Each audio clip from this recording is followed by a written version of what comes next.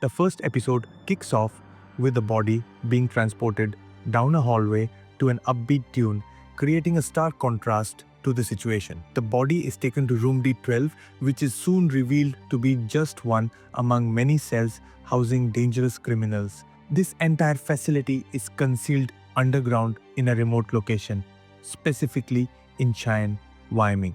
After a grueling shift, two workers exit the prison completely unaware that their world is about to be turned upside down. Suddenly, a massive explosion shakes the facility, reducing it to rubble.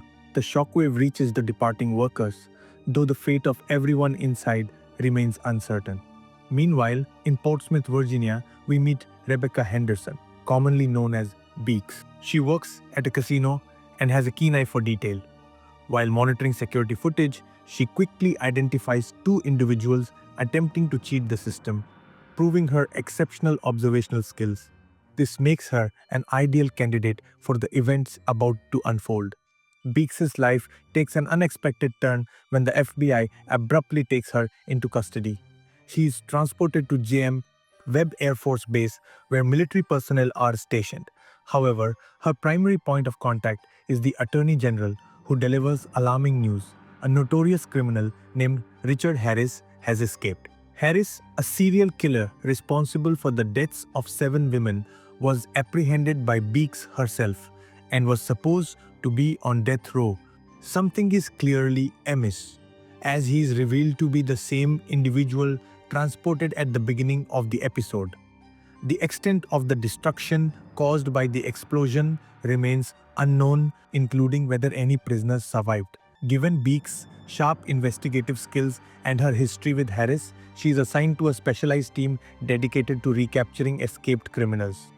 The situation is highly classified since the prison, ominously called the Pit, is an off-the-record facility. Authorities cannot be involved as its existence is entirely off the books. The number of escapees is unclear, but what is certain is that Harris is among them. Harris makes his way to Denver, Colorado, and the team at the Pit tracks him in real time as he brazenly murders another woman in broad daylight. The team immediately mobilizes, flying to Denver in pursuit.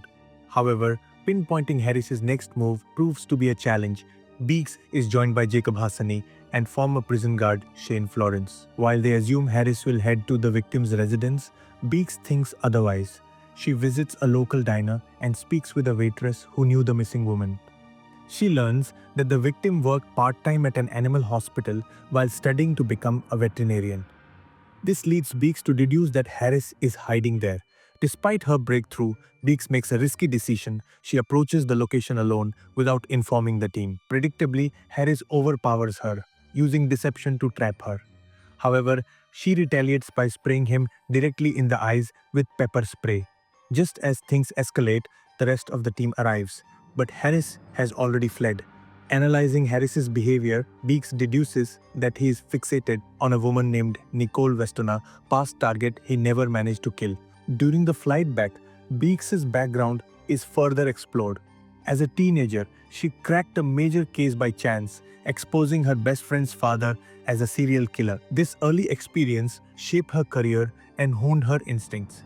Meanwhile, Shane shares insights about his time at the Pit, hinting that prisoners were subjected to experimental treatments. However, he refrains from elaborating. Upon reaching Nicole, Beeks reassures her of her safety with an impassioned promise. Hasni, however, proposes using her as bait to lure Harris out. The team also learns more about the secretive experiments at the Pit, which were allegedly designed to identify serial killers before they committed crimes. While some inmates improved, others suffered adverse effects. As the team sets up an ambush at Nicole's house, their lack of stealth is evident. Harris lurks outside, searching for a way in. Eventually, he breaks in, taking Nicole hostage at knife point. Surrounded and unstable, he becomes increasingly erratic. Hassani wastes no time and shoots him at point-blank range, killing him instantly. Following the incident, a cleanup crew arrives to handle the aftermath. Beeks, meanwhile, is left with the difficult task of comforting Nicole, who is clearly shaken. However, Nicole's persistent questions make Beeks uneasy. The situation takes a shocking turn when Shane and Hassani discover another girl hidden in the trunk of Harris's car. His previous comments about women being gifts suddenly take on a literal meaning. These victims were being delivered to someone.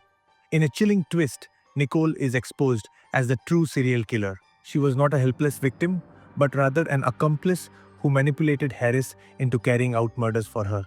She had trained Harris and feigned being a target to avoid suspicion. As she prepares to attack Beeks, the latter reacts swiftly, shooting Nicole at point-blank range.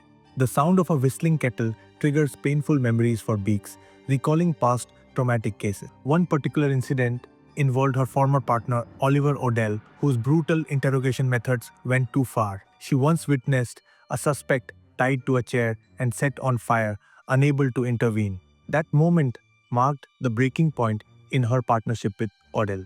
In the aftermath, Beeks takes in Sam, a girl left without a family due to the events. She confides in Hassani, sharing how she views Sam as her own daughter. Hassani in turn reveals that he has a daughter and 3 sons, offering a glimpse into his personal life. Beeks' journey leads her back to the FBI, but she faces even greater challenges ahead. The biggest revelation comes when she learns that her former partner, Oliver Odell, is now the warden of the pit. He reached out to Beeks because he believes she is the best agent for the job. Furthermore, he suspects that the explosion was not an accident, but rather a carefully orchestrated jailbreak involving someone high up in the chain of command.